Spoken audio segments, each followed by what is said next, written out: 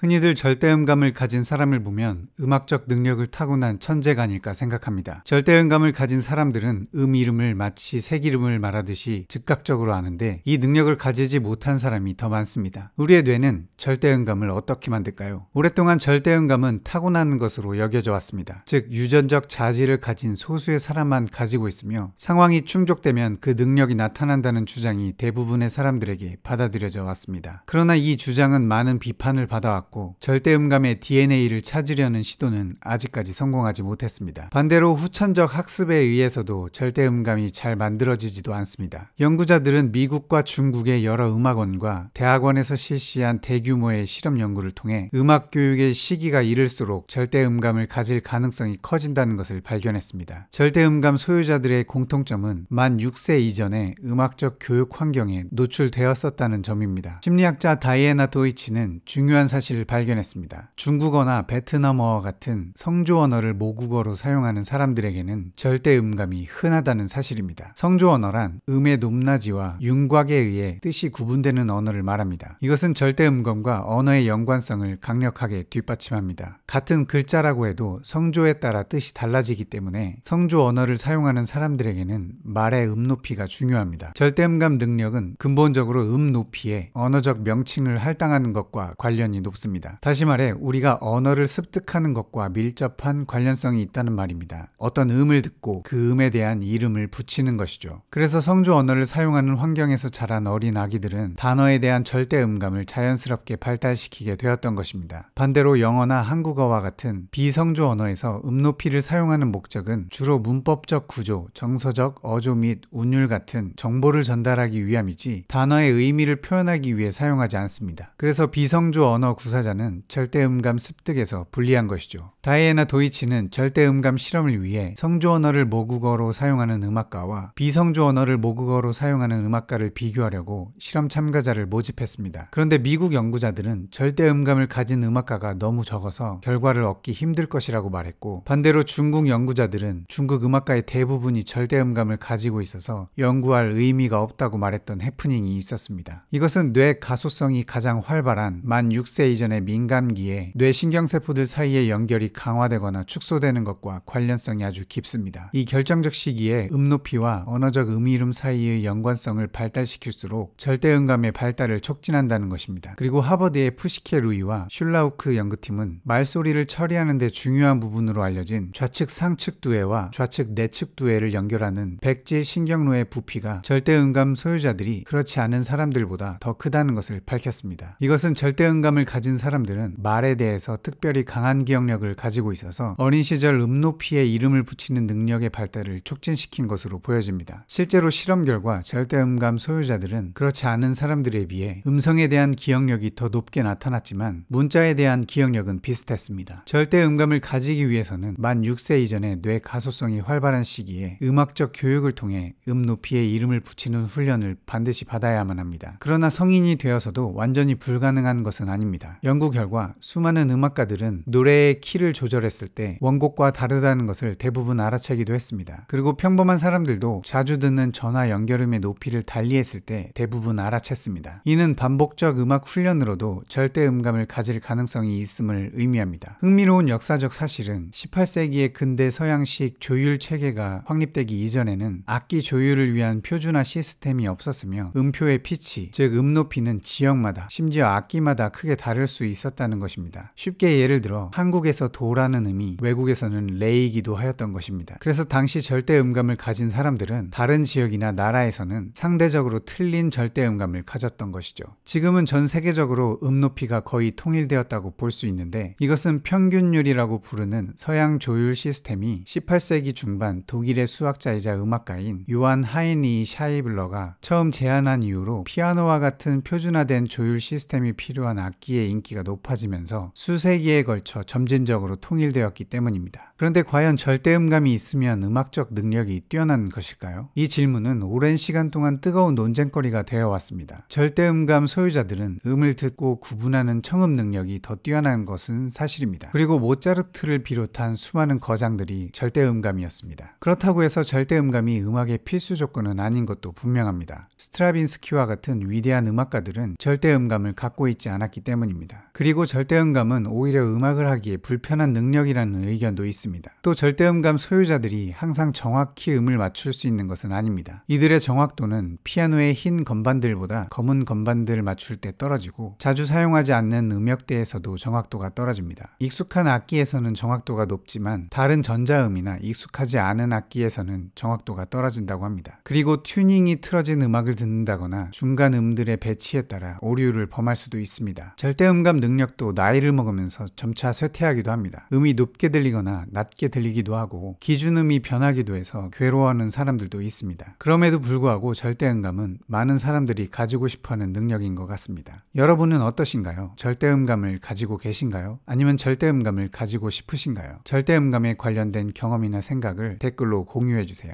인간은 항상 가지지 못한 것을 가진 사람들을 부러워하는 것 같습니다. 가지지 못한 것을 가지려는 노력도 중요하지만 이미 가진 많은 것들에 감사하는 것도 중요한 것 같습니다. 도움이 되는 지식만 받아들이시고 도움이 되셨다면 좋아요와 구독 부탁드립니다. 감사합니다.